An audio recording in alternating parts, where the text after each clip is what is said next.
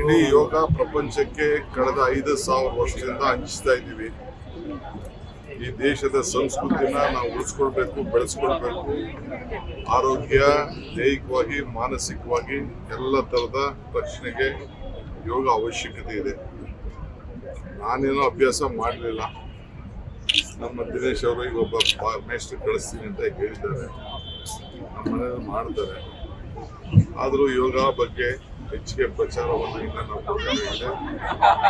ದಿನೇಶ್ ಅವರು ಶಾಲಾ ಕಾಲೇಜುಗಳನ್ನು ಪ್ರತಿನಿತ್ಯ ವಾರಕ್ಕೆ ಕೆಲವು ಕ್ಲಾಸ್ಗಳನ್ನು ಕೊಡಬೇಕು ಅಂತೇಳಿ ಈಗಾಗಲೇ ನಮ್ಮನ್ನೆಲ್ಲ ಚರ್ಚೆ ಮಾಡಿದ್ದಾರೆ. ಮುಂದಕ್ಕೊಂದು ಹೊಸ ರೂಪವನ್ನು ಅವರ ಇಲಾಖೆಯಲ್ಲಿ ಆಯುಷ್ ಇಲಾಖೆಯನ್ನು ಒದಗಿಸಿಕೊಡ್ತಾರೆ. ಕರ್ನಾಟಕ ರಾಜ್ಯದ ಎಲ್ಲ ಯುವಕರಿಗೆ, ನಾಗರಿಕರಿಗೆ, ಎಲ್ಲ ಬಂಧುಗಳಿಗೆ, ಹಿರಿಯರಾಗಿರಲಿ ಕಿರಿಯರಾಗಿರಲಿ ಯೋಗ ಅಭ್ಯಾಸವನ್ನು ಮಾಡಿಕೊಂಡು ದೈಹಿಕವಾಗಿ ಆರೋಗ್ಯವಂತವಾಗಿರಬೇಕು ಅಂತೇಳಿ ನಾವು ಸರ್ಕಾರ ಅವರೆಲ್ಲರೂ ಕೂಡ ನಮ್ರತೆಯಿಂದ ನಾವು ಮನವಿ ಮಾಡ್ತೀವಿ. ಸರ್, ಚನ್ನಪಟ್ಟಣದಿಂದ ಡಿ.ಕೆ. ಶಿವಕುಮಾರ್ ಅವರು ಸ್ಪರ್ಧೆ ಮಾಡಿದ್ರೆ ಅವ್ರ ರಾಜಕೀಯ ಭವಿಷ್ಯನೇ ಅಂತ್ಯ ಆಗುತ್ತೆ ಅಂತ ಸಿ.ಪಿ. ಯೋಗೇಶ್ವರ್ ಅವರು ಹೇಳಿದ್ದಾರೆ.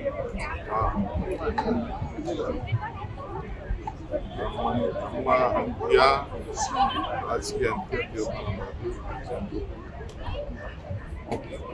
ದೊಡ್ಡವರಿಗೆಲ್ಲ ನಾವು ಮಾತಾಡಿಸೋದು ನನಗೆ ಟೈಮ್ ಇಲ್ಲ.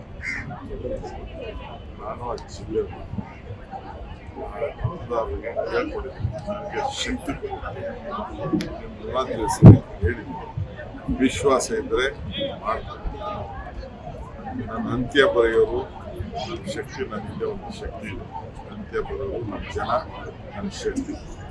ಇನ್ನೊಂದು ಸ್ವಪ್ರತಿಷ್ಠೆಗಾಗಿ ದೇಶದ ಸಂಪತ್ತನ್ನು ಬಲಿ ಕೊಡ್ತಾ ಇದ್ದಾರೆ ಅಂತ ಸುರೇಶ್ ಕುಮಾರ್ ಅವರು ಹೇಳಿದ್ದಾರೆ. ಉಪಚುನಾವಣೆ ಬರುವ ಮೇಲೆ ಅಂದ್ರೆ ಕನಕಪುರಕ್ಕೂ ಉಪಚುನಾವಣೆ ಬರ್ಬೋದು ಅನ್ನೋಂಥ ಲೆಕ್ಕಾಚಾರದಲ್ಲಿ ನೀವು ಚನ್ನಪಟ್ಟಣದಿಂದ ಸ್ಪರ್ಧೆ ಮಾಡಿ ಗೆದ್ರಿ ಅಂತ. ನಾನು MLA ಕನಕಪುರದಲ್ಲಿ MLA ಪಕ್ಷದ ಅಧ್ಯಕ್ಷ, ಜವಾಬ್ದಾರಿ ಇದೆ.